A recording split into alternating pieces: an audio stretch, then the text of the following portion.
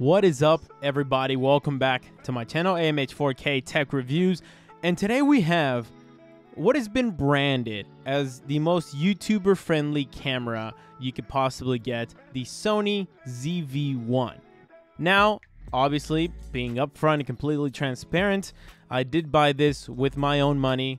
So you're going to get as real as a review you can possibly get. I will have links down below that will support my channel if you guys decide to buy through the links at no extra cost to you. And of course, gives you the most updated prices with Black Friday right around the corner. You guys will never know when this camera will go on sale. So hopefully that changes. So we're just gonna jump right in. This is the Sony ZV-1, like I mentioned before. It retails for $750. Now, I've seen that price vary on different websites, so I'm just going based on Sony's official website and the original price. It seems to be on sale today, November 19, 2021. I don't know how long that'll last, but going based on Sony's official website, it usually retails for $750. Now, we're just going to go over some of the specs that this tiny camera has to offer. Has 20.1 megapixel 1-inch sensor. If you want to be more technical, it's an Exmor RS stacked CMOS sensor.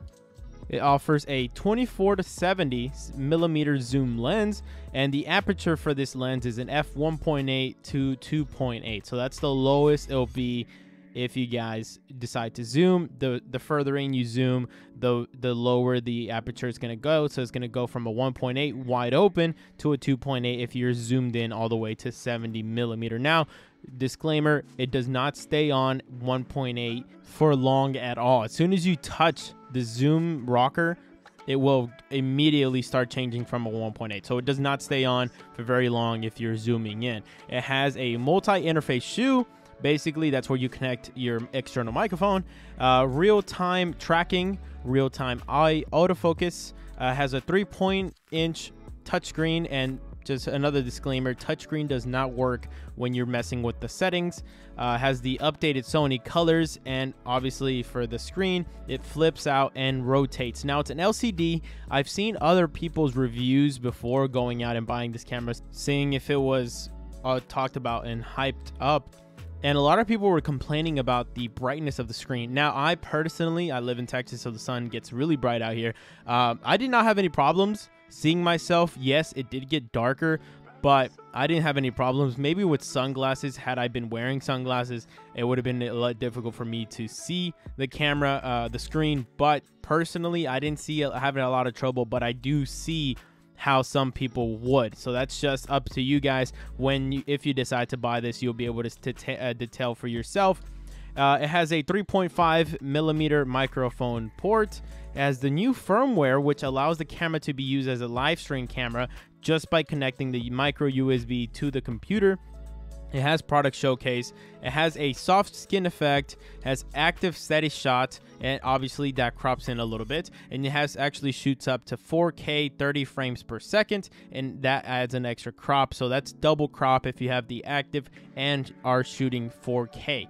It can go up to 120 frames per second in 1080p, and it unfortunately does shoot in 10-minute intervals. So you guys are seeing I'm unboxing it right now. You're taking out the windscreen that comes in with the box, with the camera, and it's relatively nice. I did tests, and you guys are seeing it. It's more like a vlog / tech review.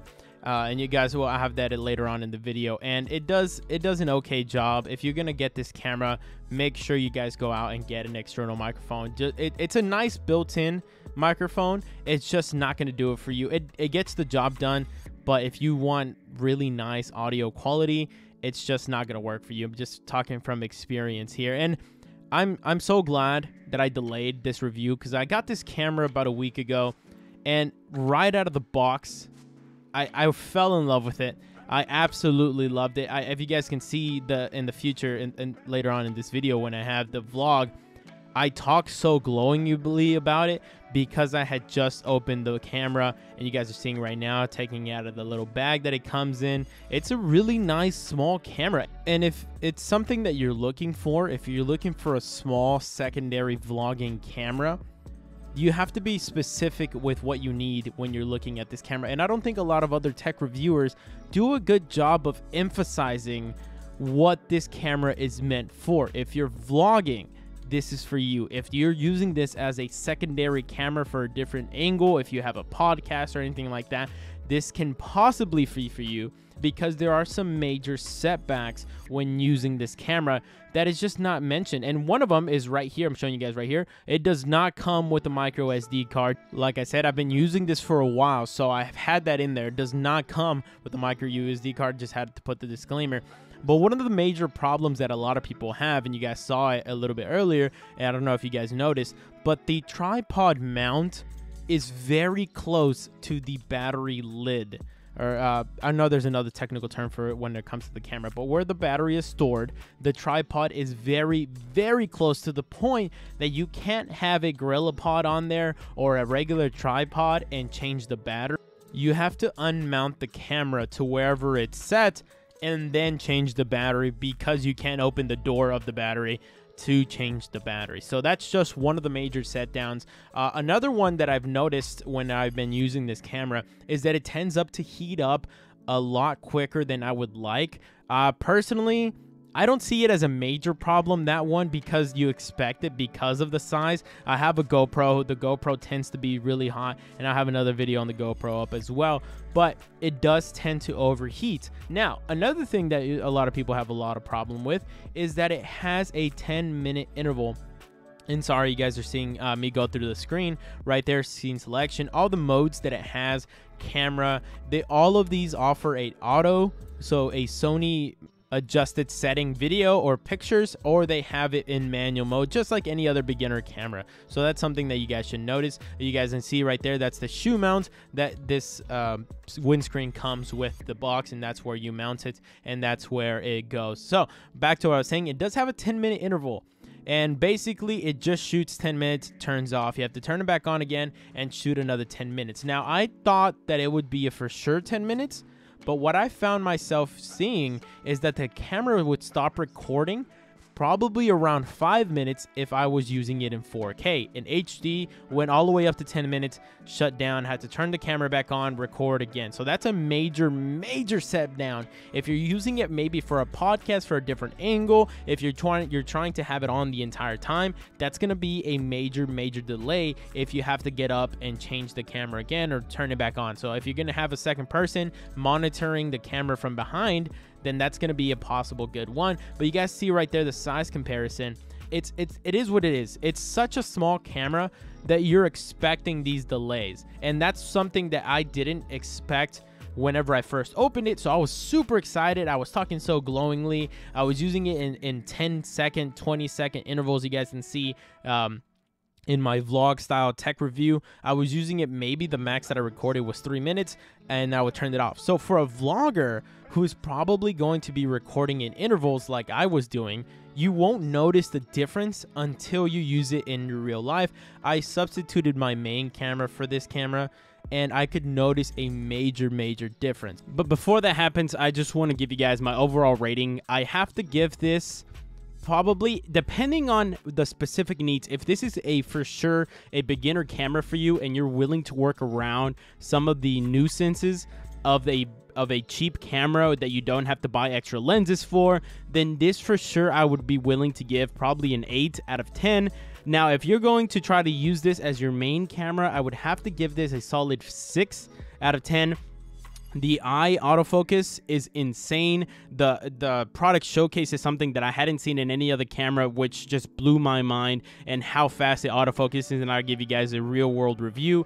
But I think if you're going to be using this as your main camera, shooting videos, shooting weddings or anything like that, it for sure will probably fail you in some aspects, and I have to give this probably I'll give it a 5. Talked my way out of the 6. So if you're going to probably be using this for videos, for long-term videos, for 10-minute videos and above in 4K, then I have to give this a solid 5 out of 10. If you're using this for specifically what it's marketed for, vlogging, shooting in 3-minute intervals, shooting for 4 4-minute intervals, shooting for 5-minute intervals, maybe show you guys using this for TikTok, then for sure I have to give this an 8 or 9 out of 10. But that's just my thing. I also didn't mention, and I'll show you guys in the video later on, but it actually has a built-in ND filter. For those of you guys who don't know what ND filter is, basically sunglasses for your lenses. And if you guys go to Best Buy or anywhere anywhere else you guys go to buy your camera gear, you guys know the ND filter is a little bit of a hassle because each lens is a different size. You have to buy a variable ND filter or an ND filter that comes with that specific lens, and it's just a little bit of a hassle buying it, and it screws onto the actual external lens if you buy a mirrorless or DSLR. So with this being built in, which is something that you don't see except in very expensive videography cameras, I think is an absolute bonus as well. So we're just going to jump right in. Like I said before, make sure you comment down below. I will make a follow-up video, but like I said, I'm going to I already gave my ratings and everything like that, but make sure you guys enjoy the video. If you guys have any other questions or any other specific questions you guys have, I will make a follow-up video probably in a week, maybe even less if you guys are blowing this video up. So thank you guys for watching, and just enjoy the raw footage and raw audio footage that you guys will be getting from the camera.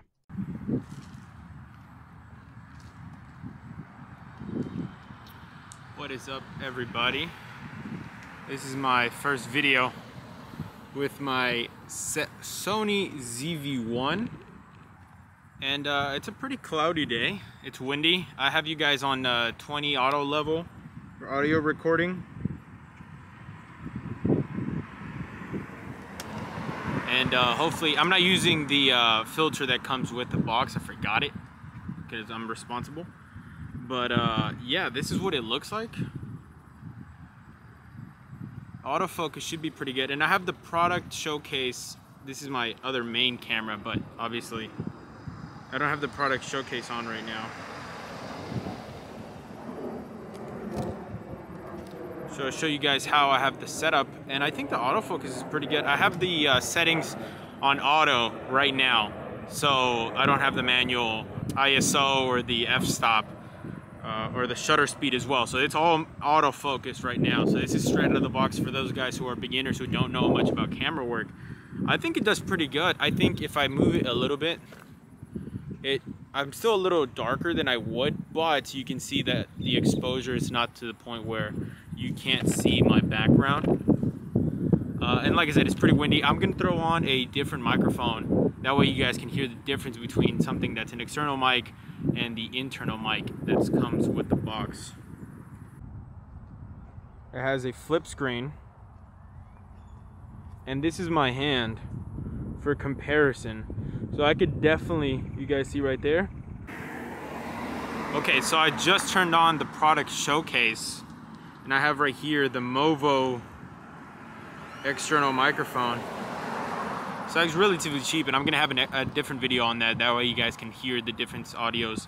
But honestly, from somebody who has different cameras, and the fact that he could just showcase a product this fast and it autofocus that well, I don't understand how these $3,000, $4,000 cameras don't have this already. So I think this is right here, as a tech reviewer, is a game changer. I apologize for the future videos that are about to come out, which has a lot of wind noise in the background. I really do apologize, but I want you guys to see the difference between the audio level from the built-in microphone without the windscreen, and then I'm going to add an external microphone with a windscreen, and then I'm going to come back and add the microphone, the built-in microphone with the windscreen on, so that way you guys can tell the difference between all three levels of audio that you guys are going to get. I'm also going to leave the audios unedited. So I have noticed, and you guys will notice as well, when I add the built-in windscreen that comes with the box, the audio actually decreases a lot more than I thought, but that's just the way it is. So I'm gonna leave it unedited for future reference. I'm gonna have the audio level uniform throughout the entire video. That way your audio doesn't jump up and down. But for this trial, I'm gonna leave it unedited. That way you guys can hear raw footage and video from the camera, external microphone with the windscreen. So hope you guys enjoy. Once again, I really apologize for the noise that you're going to be hearing in the first few clips. Don't worry, it lasts about a minute and a half, and then I'm going to go with the external microphone. So thank you guys for sticking so long, and I'm so sorry for the future reference. So the primary use for this camera would be a vlog, and I think the beauty of it is the fact that it is a 1.8 f-stop, so that creates the bokeh behind me. Now, because I have it on auto, Sony take care of that, and right now I have me at a 5.6. So let me just mess with the settings, that way you guys can see a little bit of the bokeh that we. Okay, so this is why Sony had the f-stop at 5.6. Clearly is because I'm so bright right now. The outside of me is so bright that if I were to lower the f-stop to a 1.8 like I have you guys right now, it is overexposed. So that's why you guys weren't seeing the beautiful bokeh. But something that I hadn't mentioned before is that this Sony camera, which by the way is an absolute steal at this price point, comes with an ND filter and basically just sunglasses for your camera, and it already comes built in. So let me test that out real quick. Okay, this is with the ND filter, and oh my goodness. I mean, yeah, so you guys can clearly see it's a way better bokeh behind me. You guys can see it's a little bit blurry, makes me pop out better. I don't think there's much shakeage in my camera, and wow, this looks absolutely amazing. It looks better than the settings that Sony had, but that's because it didn't turn on the ND filter by itself, so I don't know if it doesn't turn on by itself or not. Let me throw on the external mic, that way you guys can hear the difference in the voice. Okay, now I got you guys on my external mic, the Movo microphone, and I'll definitely, like I said before, I'm definitely gonna drop a review on that microphone, that way you guys can see which one's better. But this is what you guys are hearing from the Movo. Should be recording. I had to drop the audio level a little bit down. I don't have earphones, wired earphones, that way I can listen to the audio, make sure I'm not too loud. So I'll definitely have to do that in post. But this is what it sounds like, and you guys can see clearly, still have the manual settings with the ND filter on. I think this is an absolute game changer, especially when you don't have to change camera lenses, and it's just such a hassle, especially if you're just starting off, if you want to start vlogging, if you want to start your YouTube channel.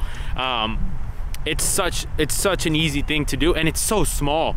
It's so very small. I think this is possibly, this is my second camera for sure, and that's because I already bought the other camera. Like I said, look, this is pretty bokeh. I have a lake behind me, trees, everything sideways. Let me hold you guys right here. This is what it would look like if I was holding just the camera without the Gorilla Pod.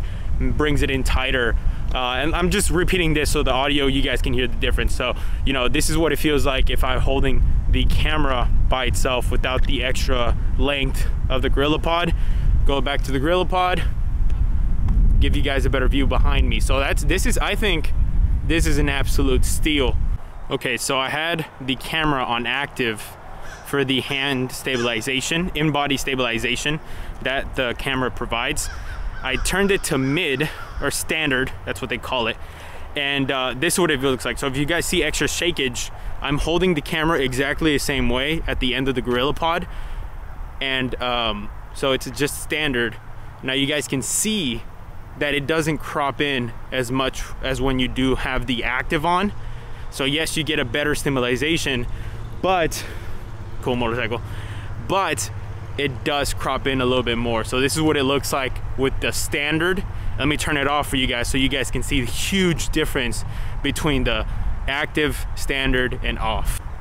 Okay, so this is off completely. So no stabilization whatsoever. If it's jittery, I do have you guys on the Gorilla Pod, so hopefully my hand's a little bit steady. I'm just walking, no running, and this is what it looks like. Still, remember, a little bit less cropped in when you do have the active on. So I think this is definitely a pretty good camera overall.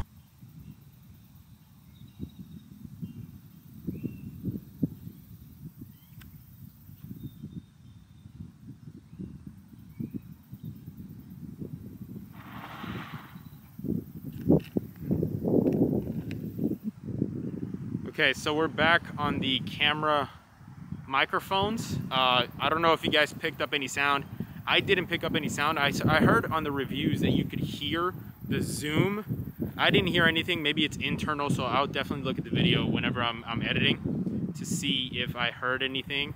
But so far, I think this is a pretty good camera. I am back. Actually a little bit overexposed right here. Bring that up a little bit. Maybe a little bit too dark.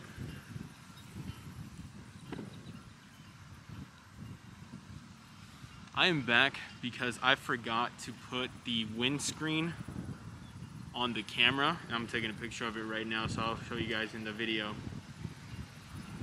whenever I put it out there. But this is what it sounds like, and it's actually a little bit windier than it was yesterday. I came to the exact same spot, and yeah, this is what it looks like, and this is what it sounds like. And I'm gonna switch a little bit positions.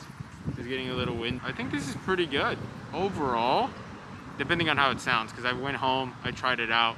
I couldn't even use the audio because it was so freaking windy. And yeah, so this is what it sounds like. Test 1, 2. I'm not talking too loud. Audio is probably like at 18. And yeah, you can see still amazing quality.